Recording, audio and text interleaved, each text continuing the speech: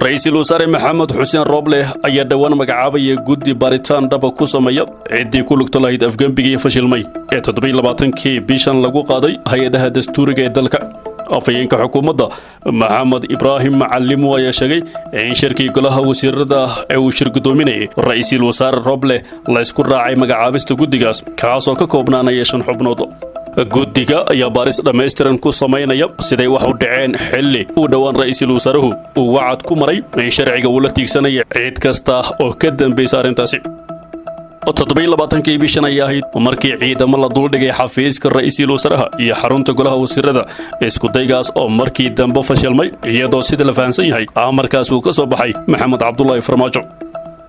kadib afgembigii fashilmay ra'iisul wasaare maxamed xuseen rooble waxa uu dhammaan ciidamada kala duwan ee dawladda ku amray inay isaga ka amar qaataan waxaanu ku hanjabay in tallaabo adag uu ka qaadi doono ciddii amarkiisa ka hortimada rooble ayaa xilligan haysta kalsoonida socodsiinta arrimaha doorashooyinka waxaana dhowaan furmaya shirka golaha watashiga qaran si loo saxo qaladaadka ka jira doorashada golaha shacabka oo si weyn ay kaga hor yimaadeen midowga musharaxiinta docda kalena midowga musharaxiinta waxay ku kala qaybsameen shir ay xalay ku yeesheen muqdisho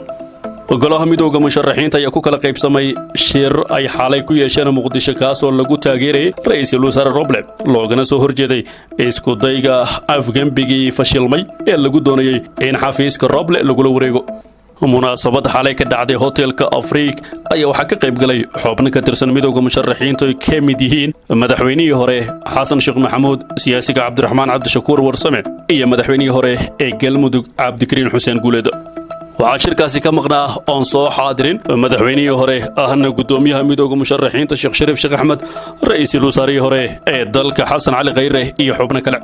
lama oga sababta ay kaga baaqsadeen shirka balse sheekh shariif iyo khayre ayaa maalmo ka hor diiday in xiisado siyaasadeed ee ka taagan madaxtooyada Soomaaliya lagu maqooniyo awood dagaalna lagu qaado farmaajo si looga saaro filla Soomaaliya